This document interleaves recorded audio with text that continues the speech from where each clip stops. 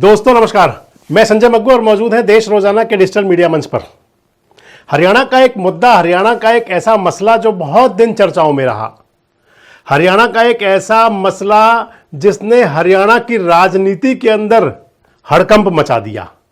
एक ऐसा मामला जिसने भारतीय जनता पार्टी की इंटरनल पॉलिटिक्स को भी सामने लाकर खड़ा कर दिया। एक ऐसा मामला जिसे लेकर के कि हरियाणा के एक बड़े नेता पर, उनके पर्सनल लाइफ पर, उनके जीवन पर क्वेश्चन मार्क लगाने की कोशिश की गई। और उस मामला जिसके अंदर की हरियाणा भारतीय जनता पार्टी के प्रदेश अध्यक्ष को निशाने पर लेने का प्रयास किया गया था, जिसका इस समय अगर कहें तो पूरी तरह खुलासा हो चुका है। वो मामला जो पूरी तरह से अब पटल पर सामने आ चुका है। लेकिन देश रोजाना ने तो आपको पहले दिन ही कह दिया था कि ये सारा मामला फर्जी है, सारा मामला मनगढ़ंत है और इस मामले के पीछे बड़ा साजिश, बड़ा षड्यंत्र है। परत दर परत जब खुलती चली गई तो वो सब कुछ सामने आता चला गया। और अब वो भी सामने आ गया जो हमने कहा था कि इसके पीछे भारतीय जनता पार्टी के ही कुछ नेता भी हो सकते हैं। दरअसल एक सोशल मीडिया वेबसाइट ने अब खुलासा किया है। उस पर लिखा है कि पुलिस की गिरफ्त में, पंचकुला की पुलिस की गिरफ्त में रिमांड जो चला था 4 दिन का, अलग अलग 2 दिन का होकर के, उसके अंदर इस मामले के मास्टरमाइंड ने यह कहा है कि ये सब कुछ करने के लिए, ये सारी साजिश करने के लिए उनको 50 लाख रुपए दिए गए थे। अब मैं आपको सारी बात विस्तार से बता दूं कि जिस घटना की बात मैं आपसे कर रहा हूं वो है हरियाणा भारतीय जनता पार्टी के प्रदेश अध्यक्ष मोहनलाल बड़ौली। और मोहनलाल बड़ौली के साथ हरियाणा के एक सेलिब्रिटी, गायक, कलाकार और इसके साथ साथ हरियाणा सरकार के अंदर चेयरमैन भी रहे, रॉकी मित्तल।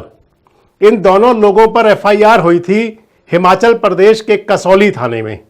एफआईआर हुई थी गैंगरेप की, सामूहिक दुष्कर्म की। शिकायतकर्ता ने आरोप लगाया था कि 3 जुलाई 2023 को हिमाचल प्रदेश के कसौली के सरकारी रिजॉर्ट में, होटल में, कमरे के अंदर उसके साथ सामूहिक दुष्कर्म किया गया। शिकायतकर्ता ने आरोप लगाया कि उसकी सहेली भी साथ थी। शिकायतकर्ता का आरोप था कि शराब पिलाई, वीडियो बनाई, ये किया, वो किया, मतलब पूरा एक बवंडर बना करके इसको पेश किया गया। घटना कुछ नहीं थी। घटना सिर्फ ये थी कि मैंने पहले दिन कहा था कि ये कोइंसिडेंट था। अब कोइंसिडेंट भी इसमें बदल गया कि ये साजिश रची गई थी। अमित बिंदल ने कहा है।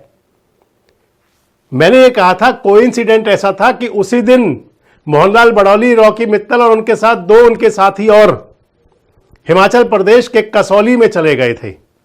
और शिकायतकर्ता की एक सहेली और अमित बिंदल, इस मामले का जो साजिश करता, वो भी पहुंच गए थे कसौली के अंदर।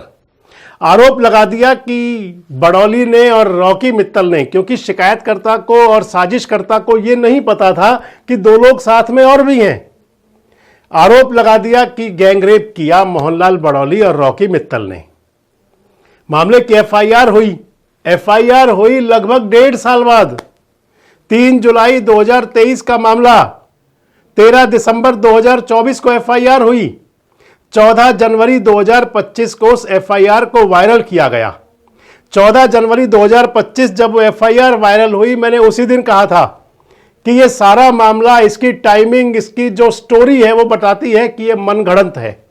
इस सब के पीछे कोई साजिश है, षड्यंत्र है। और अलग अलग जब हमने आपके साथ इस मामले को लेकर के वीडियो आपको दिखाई, आपको हर वीडियो में यही बताया कि इस घटनाक्रम के अंदर किस प्रकार की साजिश है। आपको ध्यान होगा, मैंने अपने एक वीडियो में कहा था कि ऐसा लगता है कि इस मामले के पीछे भारतीय जनता पार्टी के भी कुछ लोग हैं। और अब जो साजिश करता है, साजिशकर्ता का नाम जो सामने आया वो अमित बिंदल का आया। अमित बिंदल के साथ में जो शिकायतकर्ता हुई वो एक शिकायतकर्ता दिल्ली की विवाहिता, जो गवाह बनाई गई। हालांकि उसने तो कह दिया कि कुछ हुआ ही नहीं था, लेकिन एक किरदार इसके अंदर और था, एफआईआर करवाने वाला, वो भी इस घटना में, मामले में शामिल हुए। और 3 लोगों की पंचकुला पुलिस ने गिरफ्तारी की। जब ये गिरफ्तारी हुई दोस्तों, मैंने तब भी कहा था कि जब रॉकी मित्तल ने ये शिकायत दी थी, अगर उसी समय ये एक्शन हो जाता, उसी समय इसकी जांच और पड़ताल हो जाती, पता लगाने की कोशिश होती कि आखिर क्या है सब, तो फिर हिमाचल प्रदेश के कसौली की वो एफआईआर ना होती। अब जो सोशल मीडिया वेबसाइट पर मैं देख रहा था, और इसके अंदर कोई सोशल मीडिया वेबसाइट वाली बात भी नहीं है, क्योंकि मेरे पुलिस के जो सोर्स हैं मुझे वो बता रहे थे 3 दिन पहले ही, वो बता रहे थे कि पूछताछ के अंदर अमित बिंदल ने कहा था कि उनको 50 लाख रुपए का, एक तरह से कहे तो ये सारा षड्यंत्र करने के लिए वो 50,000 रुपए की राशि दी गई थी। उस राशि को आप क्या नाम दे सकते हैं, उस साजिश को आप क्या नाम दे सकते हैं, षड्यंत्र को आप क्या नाम दे सकते हैं, ये मैं आपके ऊपर छोड़ रहा हूं। क्योंकि इस प्रकार की साजिश जिसके अंदर किसी व्यक्ति के जीवन पर, उसके चरित्र पर कलंक लगाने का कोशिश की जाए, वो एक बहुत गहरी और बहुत घिनौनी साजिश मानी जाती है। जो इस मामले के अंदर अमित बिंदल ने कहा कि उनको 50 लाख रुपए का प्रमोशन दिया गया था, 50 लाख रुपए की राशि दी गई थी कि आप ये सारा खेल षड्यंत्र करिए।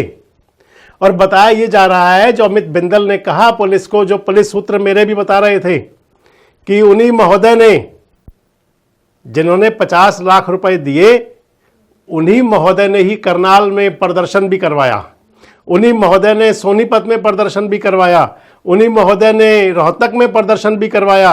वो महोदय प्रदर्शन की तैयारी कसौली में भी कर रहे थे। क्यों उन्होंने 50 लाख रुपए लगाए? तो बताया ये जा रहा है क्योंकि उनकी लोकसभा की टिकट कट गई थी। अब अगर लोकसभा की टिकट कट गई थी तो आप अपनी राजनीति के चक्कर में ऐसा तो नहीं करेंगे।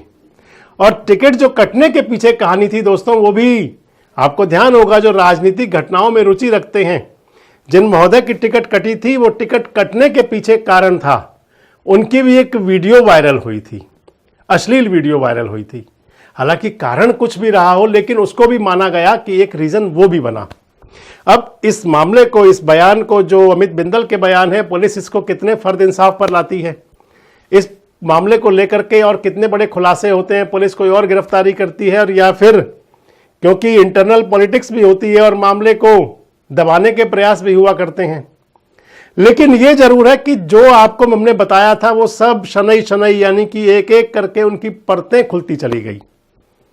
और मैंने आपको बताया था, जब हमने आपसे ये वीडियो शेयर किया था, कि जो एफआईआर दर्ज हुई, उस एफआईआर की कैंसिलेशन क्लोजर रिपोर्ट जब पुलिस ने पेश कर दी, हिमाचल प्रदेश की कसौली पुलिस ने, और जब उस क्लोजर रिपोर्ट को दिया गया तो कोशिश ये भी थी कि हाई कोर्ट पहुंच जाया जाए, लेकिन पंचकुला की पुलिस ने इस मामले के अंदर एक्शन ले लिया, संज्ञान ले लिया और गिरफ्तारी हो गई। गिरफ्तारी हो गई हनी ट्रैप के मामले में, और ब्लैकमेलिंग की गिरफ्तारी हो गई, साजिश की गिरफ्तारी हो गई। मैं आपसे इसलिए दोस्तों कह रहा था कि राजनीति का आखिर कौन सा रूप है, ये राजनीति का कौन सा स्वरूप है जिसके अंदर की किसी व्यक्ति के जीवन को कलंकित करने का प्रयास किया जाए। क्योंकि जिस प्रकार की एफआईआर दर्ज हुई थी, जिस प्रकार की मुकदमा दर्ज कराया गया था, वो मामले तो ऐसे होते हैं कि जब व्यक्ति पर अगर कोई एफआईआर दर्ज तक हो जाए तो उस व्यक्ति के लिए बड़ी पीड़ादायक स्थिति होती है। सामाजिक ताना बाना कहीं कमजोर होता है और उन पर कहीं ना कहीं संदेह हो जाता है। लेकिन ये तो ठीक हुआ कि हिमाचल प्रदेश की जो पुलिस की जो जांच हुई, वो जांच के अंदर सामने आया और सब कुछ दूध का दूध और पानी का पानी हुआ कि आखिर किस प्रकार का षड्यंत्र रचा गया था किसी व्यक्ति को फंसाने के लिए। और अब उसके अंदर एक बात और सामने आ गई कि जब गिरफ्तारी हो गई इस मामले के साजिशकर्ता की और शिकायतकर्ता की, और जब उनके बयान पुलिस ने लिए, उनसे बातचीत की, हालांकि सब कुछ अनऑफिशियल बता रहा हूं मैं आपको, जो हमें पता लगा है। ऑफिशियल पुलिस ने इसके अंदर जो पुलिस की कार्रवाई होती है, जब पुलिस को किसी को गिरफ्तार करती है तो उनके बयान लिखे जाते हैं। उन बयानों को जब रिकॉर्ड पर लाया जाता है, उसको फर्द इंसाफ कहा जाता है कि फर्द इंसाफ के अंदर उन्होंने क्या क्या लिखवाया, क्या क्या बयान दिए, और उसके आधार पर फिर कोर्ट से कहा जाता है कि ये लोग और साजिश में शामिल थे या ये लोग और वारदात जो भी होती है उसमें शामिल थे। अब इसके अंदर पुलिस कौन सा एक्शन लेती है, उन बयानों को फर्द इंसाफ पर लाया जाता है, नहीं लाया जाता। लेकिन यह जरूर है कि जो मैं आपको बता रहा हूं कि राजनीति का एक ऐसा स्वरूप है जिस पर आपके मन में, आपके जहन में बहुत सारे सवाल आते होंगे।